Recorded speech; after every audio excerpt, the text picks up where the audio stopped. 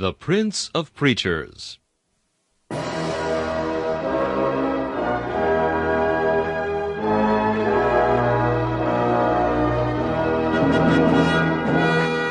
Charles Haddon Spurgeon has been called England's greatest contribution to the spread of the gospel in the 19th century. One of his contemporaries said that the chief secret of Spurgeon's attractiveness was the fact that, in every sermon, no matter what the text or the occasion, he explained the way of salvation in simple terms.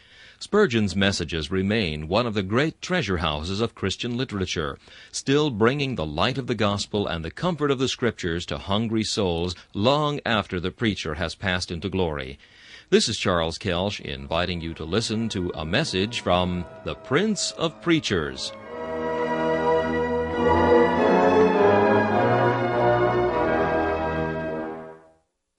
C.H. Spurgeon preached this message on August 10, 1856, at the Exeter Hall.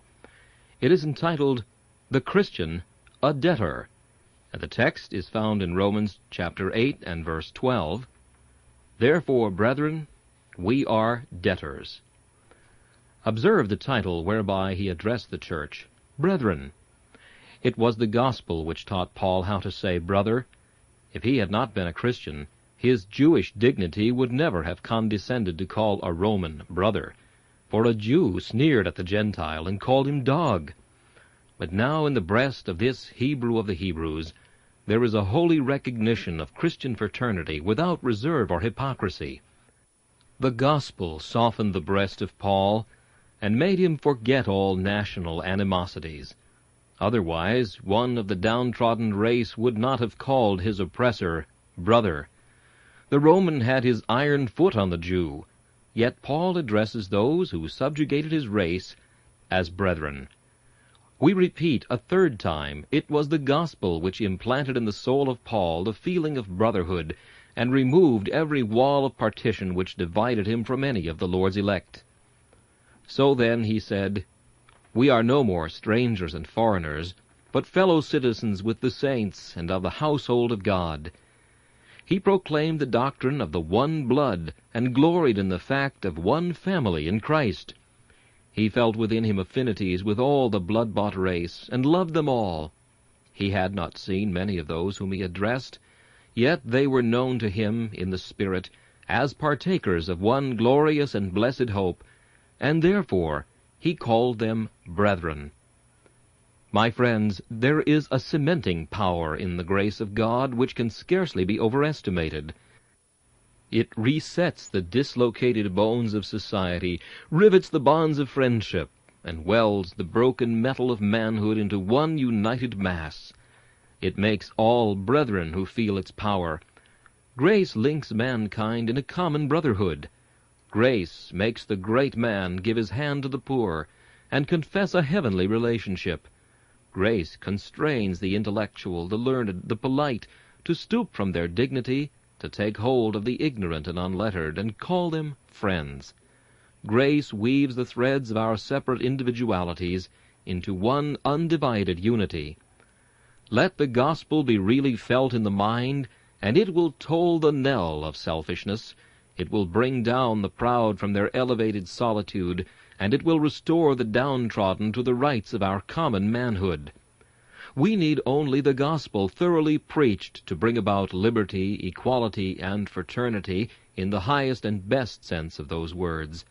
Not the liberty, equality, and fraternity which the Democrat seeks for, which is frequently another name for his own superiority, but that which is real and true, that which will make us all free in the Spirit, make us all equal in the person of Christ Jesus, and give us all the fraternity of brethren, seeing that we are all one with our Lord in the common bond of gospel relationship.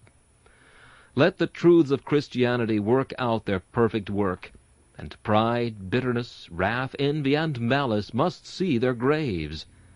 This and this alone can restore the peace of divided families and unite disputing relatives. Only let the gospel be preached, and there shall be an end of war. Let it thoroughly pervade all ranks of society, and saturate the mind of nations, and there shall be no more lifting up of the spears. They shall be used for pruning hooks. no bathing of swords in blood, for they shall be turned into the peaceful plowshares of the soil. We shall then have no hosts encountering hosts. We shall have no millions slain for widows to deplore. But every man shall meet every other man, and call him brother.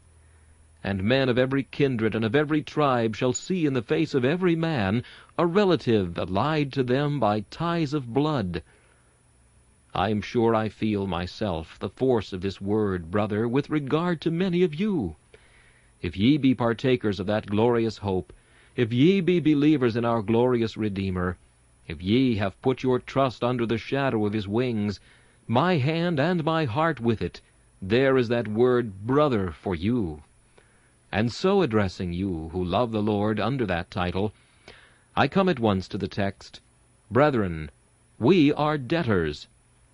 We are all of us under obligations. Let us consider the fact in the following manner. First, how are we to understand this? And secondly, how ought it to affect us? How are we to understand this, Brethren, we are debtors? We may understand it in 1,000 senses, for indeed we are debtors. Brethren, we who know and love the Lord are debtors not to one creditor, but to many. We are debtors to the past. Methinks I see the fathers at their midnight lamps, the ancient saints in their much-frequented closets, the thrice brave preachers in their pulpits denouncing error, and the faithful pastors reproving wrong. To such who have preceded us we owe the purity of the church, and to them we are debtors. Methinks I see the martyrs and confessors rising from their tombs. I mark their hands still stained with blood, and their bodies scarred with the wounds of persecution. They tell me that they of old maintained the truth and preached it in the midst of fire and sword, that they bore death in defense of the cause of God, that they might hand down his holy word inviolate to us. I look on them, and see among their glorious ranks some whose names are celebrated in every Christian land as the bold lions of God, the immovable pillars of truth, men of whom the world was not worthy, whose praise is in all the churches, and who are now nearest the eternal throne. And as I look on them, and they on me, I turn to you all and say, Brethren, we are debtors.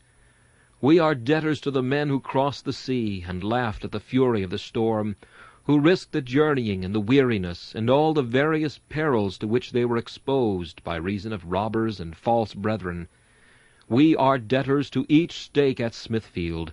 We are debtors to the sacred ashes of the thousands who have there followed Jesus even unto death. We are debtors to the headless bodies of those who were beheaded for Christ Jesus. We are debtors to those who dared the lions in the amphitheater and fought with wild beasts at Ephesus. We are debtors to the massacred thousands of the bloody Church of Rome and the murdered myriads of her pagan predecessors. We are debtors to them all. Remember the bloody day of St. Bartholomew, the valleys of Piedmont, and the mountains of Switzerland. Let the sacred mounds of our fathers' sepulchres speak to us.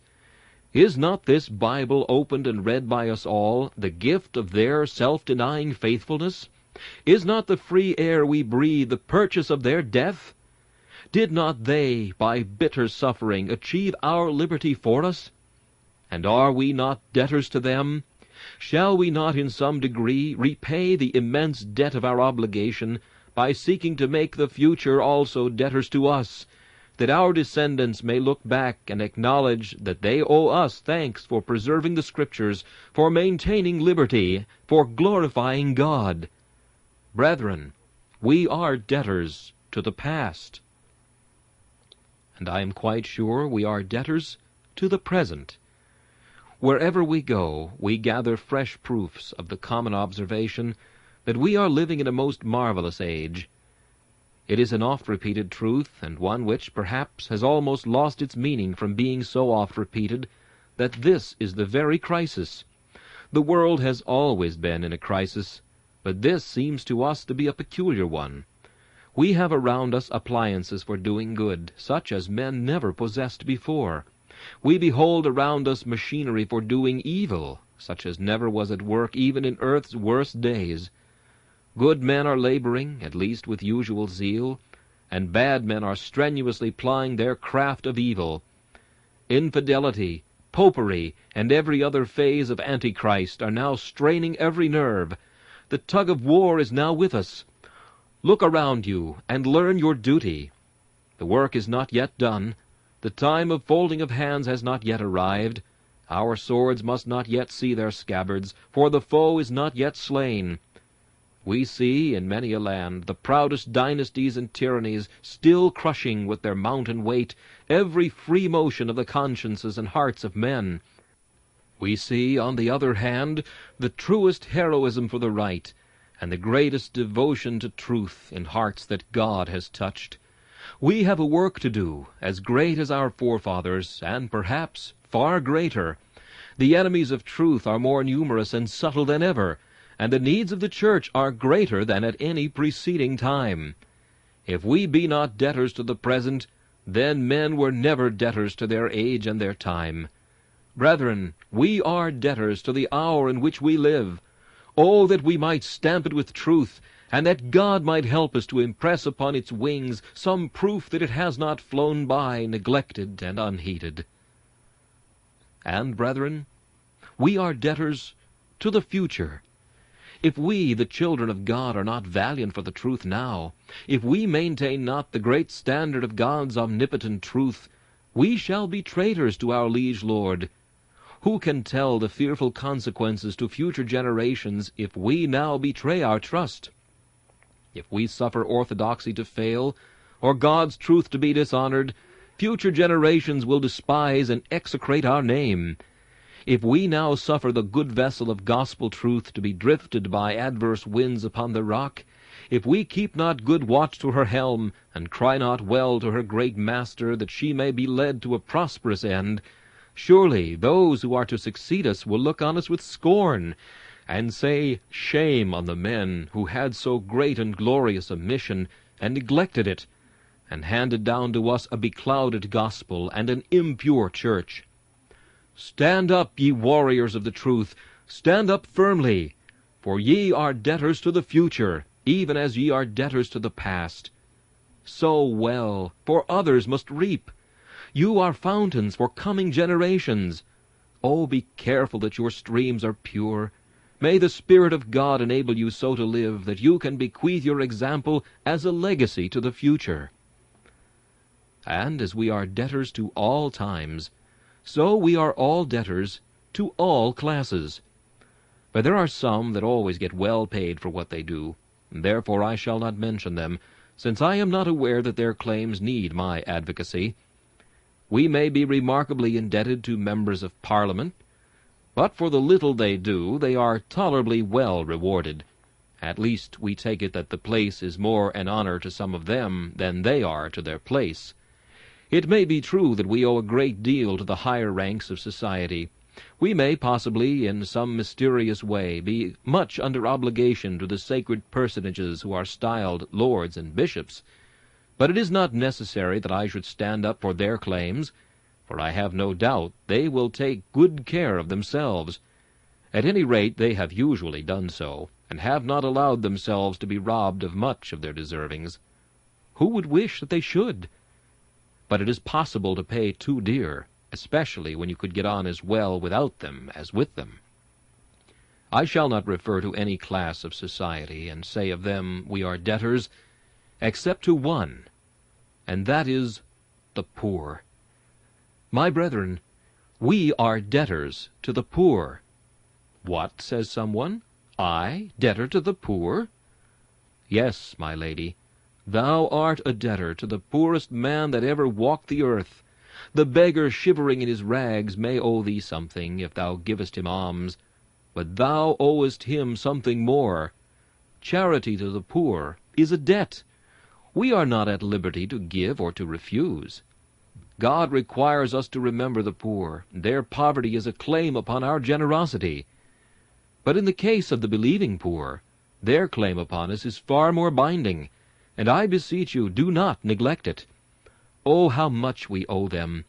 When I think how the poor toil day after day, and receive barely enough to keep their souls within their bodies, When I think how frequently they serve their church unhonored and unrewarded, when I know some of them who perform the hardest deeds of service for our common Christianity, and yet are passed by with neglect and scorn, when I remember how many of them are toiling in the Sabbath School, having neither emolument nor reward, when I consider how many of the lower classes are as prayerful, as careful, as honest, as upright, as devout, as spiritual as others are, and frequently more so, I cannot but say that we are debtors to all God's poor in a very large degree. We little know how many a blessing the poor man's prayer brings down upon us. I beseech you then, beloved, wherever you see a poor saint, wherever you behold an aged Christian, recollect he cannot be so much in debt to you as you are to him. For you have much, and he has but little, and he cannot be in debt for what he has not. Many of you will not feel the force of Christian reasons. Let me remind you that even you are obliged to the laboring poor. The rich man hoards his wealth, the poor man makes it. Great men get the blessing, but poor men bring it down from heaven. Some men are the cisterns that hold God's rain, but other men are those who pray the rain from heaven, like very Elijahs, and many of these are to be found in the lower ranks of society. Brethren, we are debtors. What I have is not my own, but God's. And if it be God's, then it belongs to God's poor. What the wealthiest man has is not his own, but God's. And if it be God's, then it is Christ's. And if Christ's, then his children's. And Christ's children are often those who are hungry, and thirsty, and destitute, and afflicted, and tormented.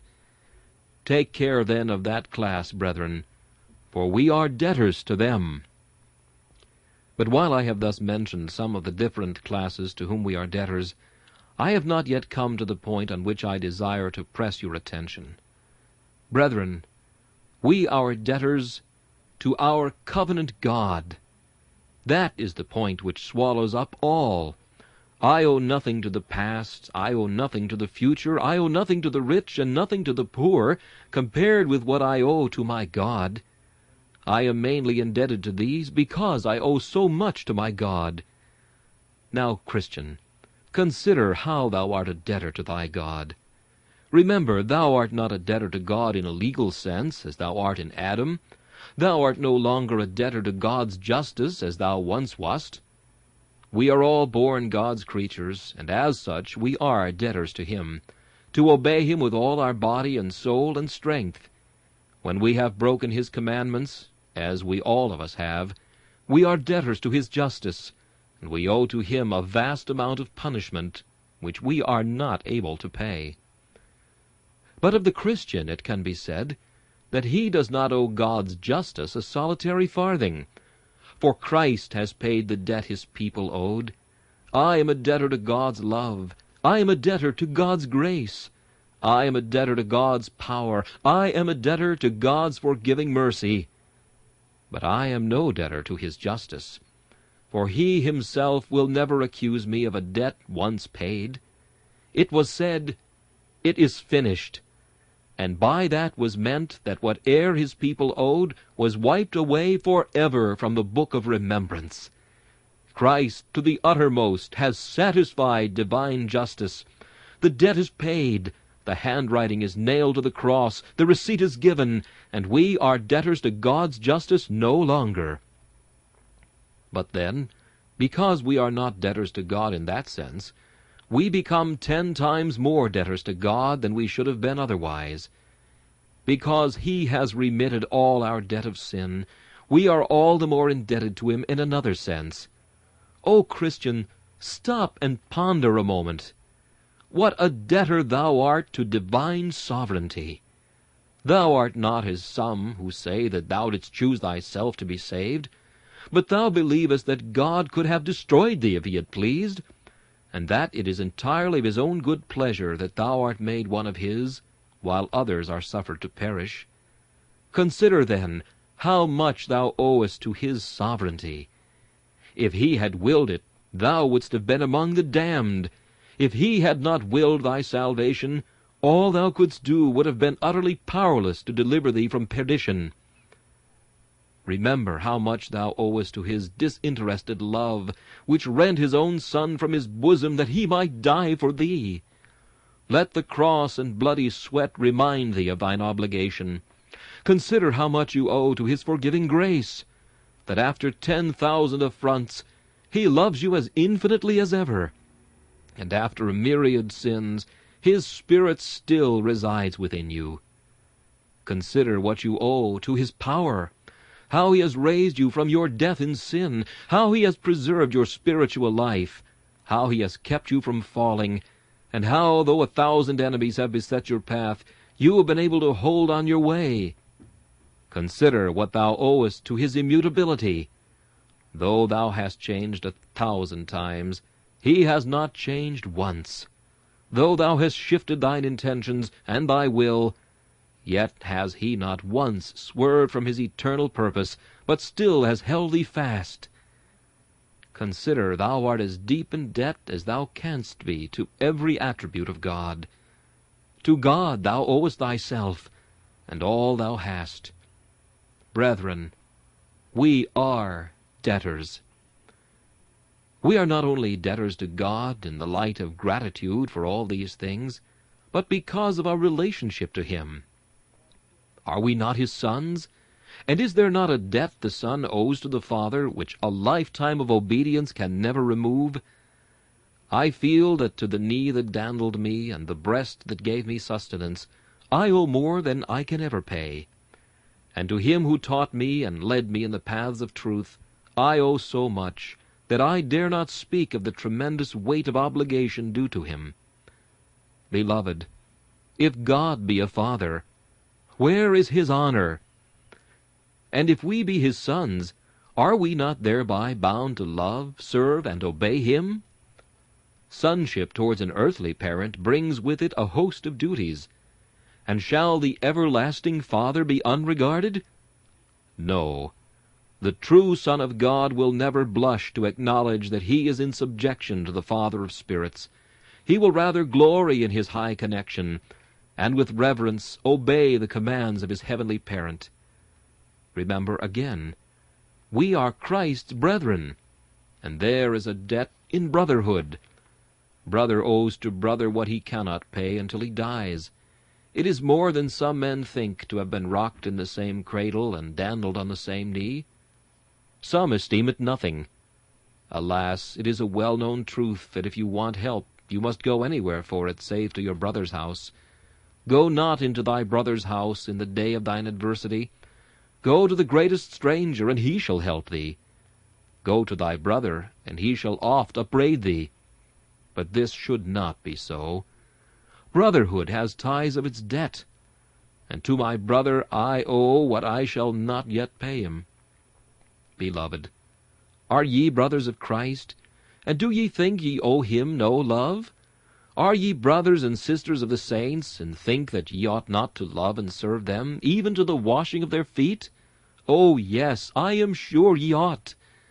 I am afraid none of us feel enough how much we are debtors to God. Yea, I am certain that we do not.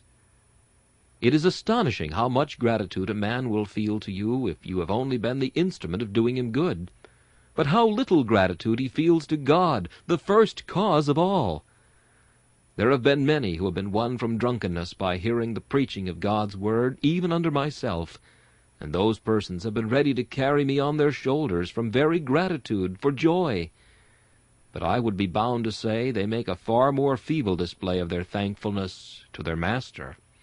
At least they seem to have lost their first love to him far sooner than they did to his servant. We remember to be grateful to all, except our God. Our little debts we can pay, debts of honor as we call them, which are no debts in some men's eyes, we can discharge. But the great and solemn debt we owe to God is ofttimes passed by, neglected, and forgotten. Brethren, we are debtors. In the second place, very briefly, what ought we to draw from this doctrine, that we are debtors? First, we think we should learn a lesson of humility. If we be debtors, we never ought to be proud. All we can do for God is but a trifling acknowledgment of an infinite obligation. Yea, more, our good works are gifts of his grace, and do but put us under greater debt to the author of them. Stay, then, ye who are puffed up by your achievements. Consider ye have but poorly performed, not a deed of supererogation, but of ordinary duty. How much have you done after all, young man? I thought I saw you the other day looking amazingly great, because on such an occasion you really had done some little service to Christ's church, and you looked astonishingly proud about it. Young man, didst thou do more than thou oughtest to have done? No, I did not, you say. I was a debtor. Then who should be proud of having paid only a part of his debt, when after all he owes a great deal more than he is worth? Is there anything to be proud of in having paid a farthing in the pound? I take it there is not. Let us do what we may, it is but a farthing in the pound that we shall ever be able to pay of the debt of gratitude we owe to God. It is curious to see how some men are proud of being greater debtors than others. One man has 10 talents, and oh, how proud he is, and he looks down upon another who has but 1, and says, "Ah, you are a mean man. I have 10 talents. Well, then, thou owest 10 talents, and thy brother only owes 1. Why should you be proud that you owe more than he does? It would be a foolish pride indeed if 2 prisoners in the Queen's Bench were to boast, one saying, "I owe 100 pounds," and the other replying, "I am a greater gentleman than you are, for I owe 1,000. I have heard that in the Marshalsea of old they did take rank according to the greatness of their debts. It is often so on earth. We take rank at times according to the greatness of our talents. But the greatness of our talents is only the amount of our debt, for the more we have, the more we owe. If a man walks the streets sticking his bill upon his breast and proclaiming with pride that he is a debtor, you would say, "Sure, he must be a madman. Lock him up." And so if a man walk through the earth and lift up his head because of what God has given him, and say, "I am not to notice the poor, I am not to shake hands with the ignorant, because I am so great and mighty," you may with equal reason say, "Take away that poor creature. His pride is his insanity. Put him in safe custody, and let him learn that all he has is his debt, and that he has no cause for pride." Then again, how zealous we should be for our master! Though we cannot pay all, we can at least acknowledge the debt. It is something on the part of a debtor if he will but acknowledge the claim of his creditor. Oh, how ought we day by day to seek, by living unto God, to acknowledge the debt we owe to him, and if we cannot pay him the principal, yet to give him some little interest upon the talent which he has lent to us, and upon those stupendous mercies which he has granted to us. I beseech you, my dear friends, take this thought with you wherever you go. I am a debtor. I must serve my God. It is not left to my pleasure whether I will do it or no, but I am a debtor, and I must serve him. If we all believed this, how much easier it would be to get our churches into good order. I go to one brother, and I say, "Brother, there is such and such an office in the Sabbath School. Will you take it?" "Well, sir, you know how much I love the cause, and how earnest I am in doing everything that I can to serve my Maker. But," and now comes the end of it all, "I really work so hard all the week that I cannot afford to go out on the Sabbath to Sunday schools." There, you see, that man does not know that he is a debtor. I take him a bill tomorrow morning, and he says, "Do you come begging?" I say, "No, I have brought a bill. Look at it." "Oh, yes," he says, "I see. There is the cash." Now, that is the way to act, to feel and acknowledge that you are a debtor. When there is a thing to be done, to do it, and to say, "Do not thank me for it. I have only done what I ought to have done. I have only paid the debt that I owed." Then let me give you just one piece of homely advice before I send you away. Be just before you are generous, and especially before you are generous to yourselves. Take care that you pay your debts before you spend money upon your pleasures. I would recommend that to many Christians. Now there are some of you here who are crowding us out tonight and making us very hot. You have been very generous to yourselves by coming here, but not very just to your ministers in neglecting the places of worship where you ought to have gone. You said to yourselves, "We have no doubt we ought to be there. That is our debt. Nevertheless, we should like to gratify our curiosity for once by hearing this singular preacher, who will be sure to say something extravagant that will furnish the occasion for a joke for the next fortnight." Now, why did you come here till you had paid your debt? You should have rallied round your own minister and strengthened his hands in the work of the Lord. Again, how many a man is there who says, "I want such and such a luxury. I know the cause of God demands of me more than I give it, but I must have that luxury. That shilling shall go to myself, and not to God." Now, if you had a debtor who owed you more than he could pay, and you saw him going off on a pleasure in a horse and gig tomorrow, you would say, "It is all very well his having that fine horse and gig and going down to Greenwich, but I would rather that he should pay me the 10-pound note that I lent him the other day. If he cannot afford to pay, he ought to keep at home till he can." So, in regard to God, we come and spend our time and our money upon our pleasures before we pay our just and fair debts. Now, what is not right towards man is not right towards God. If it is robbing man to spend the money in pleasure wherewith we ought to pay our debts, it is robbing God if we employ our time, our talents, or our money in anything but His service, until we feel that we have done our share in that service. I beseech you, members of churches, deacons, or whatever you may be, lay this to heart. To God's cause you are debtors. Do not expect to get thanked at last for doing much, for after all you have done, you will only have done what is your duty. Now, farewell to such of you as are debtors in that sense. But just one word to those who are debtors in the other sense. Sinner, thou who owest to God's justice, thou who hast never been pardoned, what wilt thou do when payday comes?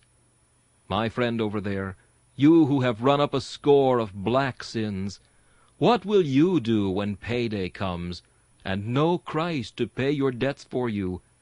What will you do if you are out of God and out of Christ at the last payday, when the whole roll of your debts to God shall be opened, and you have no Christ to give you a discharge? I beseech thee, agree with thy creditor quickly, whilst thou art in the way with him, lest he deliver thee to the judge, and the judge deliver thee to the officer, to cast thee into prison. Verily I say unto thee, thou shalt not come out till thou hast paid the uttermost farthing. But if thou agreest with thy creditor, he will, for Jesus' sake, blot out all thy debts, and set thee at liberty, so that thou shalt never be amenable for thine iniquities. This message, "The Christian, a Debtor," was preached by Charles Haddon Spurgeon on August 10th, 1856. This is Charles Kelsch inviting you to join me again for another message from the Prince of Preachers.